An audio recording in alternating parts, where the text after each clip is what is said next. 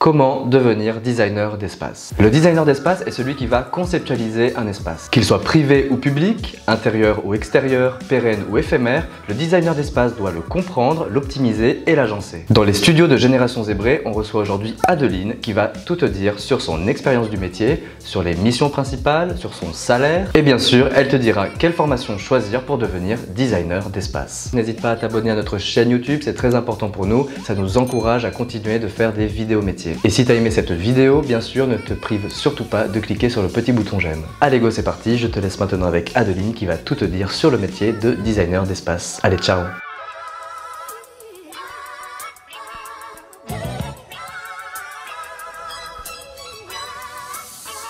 Je m'appelle Adeline, j'ai 34 ans et je suis designer d'espace. Donc mon métier de designer d'espace, c'est vraiment de créer des lieux de vie dédiés aux professionnels, que ce soit les professionnels de la restauration, du bureau, des boutiques et même de l'événementiel. L'une des premières missions de mon métier, ça va vraiment être de définir ce qu'on appelle des usages. C'est-à-dire que quand on travaille, quand on se restaure, mais même quand on fait des boutiques, donc on vend des choses, il faut qu'on identifie et qu'on analyse la manière dont on va faire tout ça. L'autre mission, ça va être d'être le plus créatif possible. Alors, il faut qu'il soit audacieux, téméraire, héroïque. Et vraiment définir des univers qui vont être propres à mes clients. C'est comme si on définissait des couleurs, des formes, des matières, des identités qui correspondront uniquement à mon client et créer, on va dire, sa signature. Une autre mission, ça va être de m'inspirer. Quand on est créatif, il faut apprendre à ne pas produire tout le temps et à se laisser aussi porter et se laisser éveiller par toutes les choses qui nous entourent. Il va y avoir deux aspects. Vraiment regarder ce qui se fait ailleurs pour pouvoir répondre nous correctement. Mais il y a un autre point, c'est de se ressourcer pour justement accueillir un peu mieux les inspirations et typiquement la nature, aller se promener, se balader. Et je donne un exemple, on a travaillé pour Fago. Fago, ils sont autour des arbres et de la nature. Et à un moment, en voyant des troncs d'arbres, on se dit on va faire des tubes en carton pour présenter des chaussures. Ça peut être ça l'inspiration. Quand on dit architecte d'intérieur, on a plutôt tendance à nous assimiler à des décorateurs. Là où quand on parle de designer, il y a juste un cran, c'est pas mieux ou moins bien, hein. C'est juste qu'on a vraiment des problématiques d'usage de designer. On nous pose une question avec un problème, il faut qu'on y réponde et nous, entre autres, ça passe par de l'espace. À la différence de l'architecture plus décorative, on a des problématiques, hein, mais qui vont plus être esthétiques. Moi, finalement, l'aspect esthétique, la plupart du temps, dans mon métier, il arrive en second temps. Une des spécificités de notre métier, c'est qu'on ne fait pas forcément, on va dire, un one-shot. Généralement, on crée ce qu'on appelle un concept, voilà, l'univers défini, qui est destiné à aller vivre dans, des fois, 10, 20, 100, 500 boutiques. Donc, une des problématiques, ça va être de créer des éléments, des mobiliers, de choisir des matériaux qui vont être adaptables en fonction des différentes cellules, parce qu'on peut avoir des fois des toutes petites boutiques, des grandes boutiques. Et après, par rapport à nos clients, il ne peut pas se permettre de continuer de faire appel à nous pendant toute la durée du projet.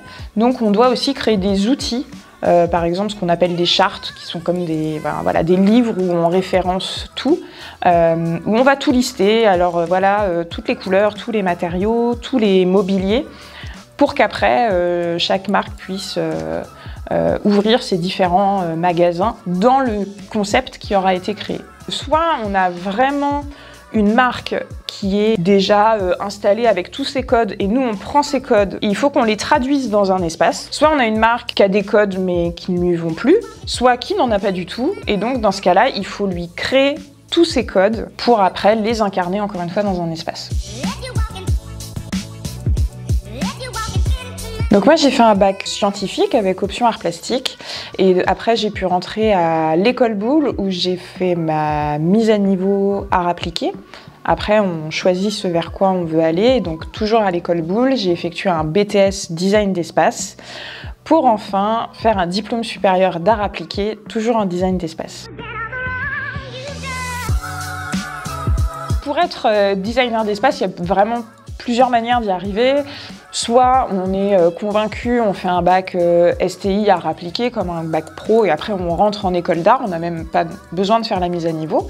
Soit on fait un bac plus général et quelles que soient les options, si on est créatif, il y a vraiment différentes façons de rentrer dans des écoles supérieures, que ce soit des écoles publiques, des écoles privées ou même un peu plus tard dans sa vie professionnelle en reconversion. Ces écoles proposent des formations qu'on appelle Greta, des formations pour adultes, où en quelques mois on peut se professionnaliser sur ces secteurs du design. Donc vraiment, on va dire si on a la passion et l'âme créative, il n'y a aucune raison de ne pas trouver.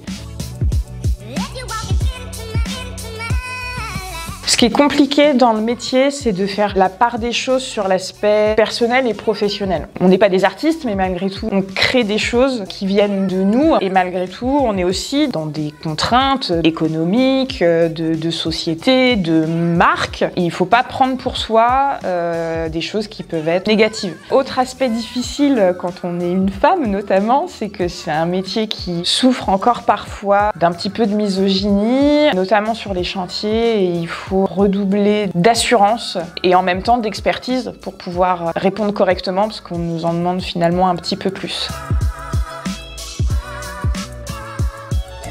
1 500 €, c'est le salaire d'un débutant, je dirais. Ça peut être différent si on est plutôt sur un profil freelance, où là, je dirais qu'à la journée, on commence à 150 € à peu près en étant débutant, 150 € la journée. Donc on commence designer junior, puis après on peut devenir chef de projet, où on a ces projets un petit peu plus à soi, qu'on gère. Après il y a d'autres possibilités, on peut être directeur artistique, junior, senior, mais aussi directeur de création, c'est-à-dire qu'on va vraiment avoir la vision un peu générale du projet créatif et justement travailler avec les directeurs artistiques, les designers juniors, etc. Et puis d'autres possibilités comme ce que j'ai pu faire, c'est créer sa société, créer son studio et travailler également avec des partenaires freelance ou alternants et salariés.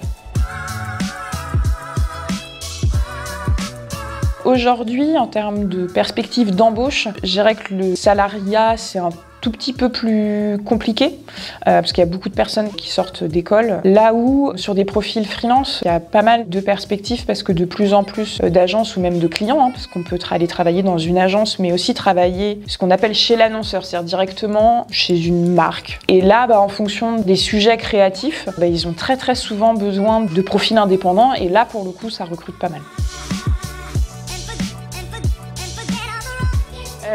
Oui, petite anecdote sur le fait que quand on est créatif, on ne suit pas forcément ses goûts et qu'on répond à une problématique. J'ai eu des clients qui voulaient une pharmacie qui se différenciait et j'avais tout misé sur le jaune. Et on démarre la réunion, ils me disent on espère juste que c'est pas du jaune. Et finalement c'est passé, je leur ai vendu une pharmacie jaune.